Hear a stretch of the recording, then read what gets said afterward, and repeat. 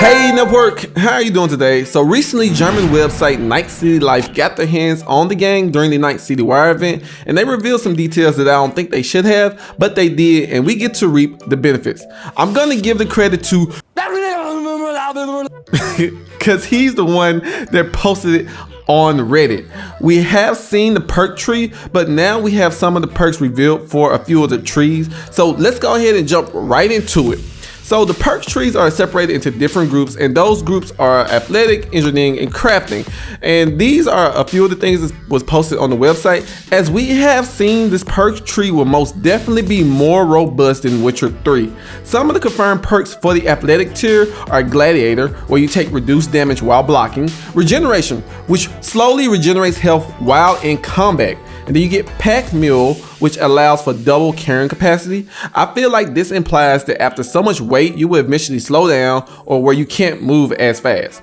Invincibility, which increases our health. Superhearing Landing, which reduces fall damage, and if you don't understand what this perk is referencing, then shame on you. But anyway, Multitasker also allows for us to shoot while sprinting, sliding, and jumping. So I guess once we first start playing the game, we won't be able to like slide to the left, slide to the right, you know what I'm saying? You can't do any of that while you are shooting. So this perk will allow us to do a lot more, move around a lot better and efficiently and stuff like that. So then we will get Transporter, which will allow us to shoot while carrying a body, which I think will only be a single-handed gun, more akin to a game called Hitman. So I guess we will have to carry people if they're intoxicated, like that lady. If you remember from the 48-minute demo, we had to carry her. Maybe there'll be times where we can have a gun in our hand. So that would be most cool. You know, at least we could defend ourselves. I thought we would just be defenseless and we have to run and hide and whatever. But last but not least, a perk called Hard Motherfucker. At the start of a fight, armor and resistance are increased for a short duration. They are not holding any punches for these names. This is what's up. Okay, so now we can move on to some of the crafting perks. So the first perk up is Master Gunsmith. You get a slim chance of getting an additional prototype component as crafting material for every component made. And then we have R&D. Now this perk allows for us to upgrade your weapon to legendary status. I did not know that your weapons have their own levels. This game is an RPG through and through, so if you are looking for FPS, this ain't it. But COD has become more like this actually. But these guns, they have different levels. There are actually 5 levels to upgrading your guns. You get the ordinary, you get the unusual, then rare, then epic, and then legendary, then iconic.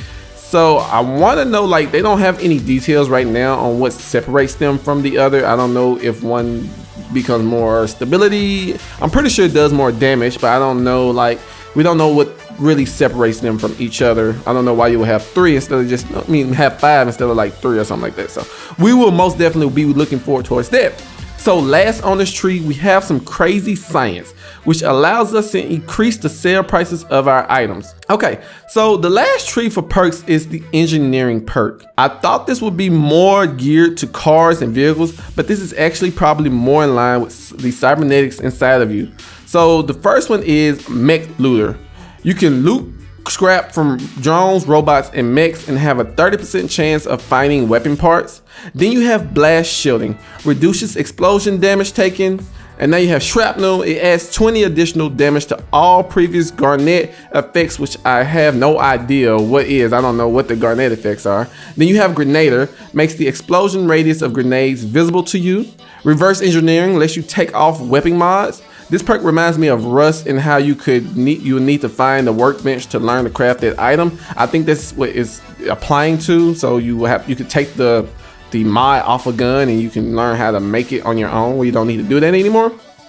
And now with the last perk, they then pulled this straight out the 80s. You can't touch this. Anyway, you're self immune to the effects of your own grenades. So I assume early in the game, if you make a mistake and throw your grenade onto yourself, then you are dunzos. But yeah, there were a lot of more different, a lot of more stuff revealed in this document. I just didn't have time to do it in this one video, so I'm just gonna make another video where I can talk about the cyberware, and then they talked about the Arasaka CEO, and I just want to go on details on that, and the immortality chip and who had it. So I do want to go into like a little bit more detail on that stuff, so I'm not gonna do it in this particular video. But network, this time until next time, network, hit that subscribe button and like button if you enjoyed the channel, and watch my last video I did on romancing different characters. But as always,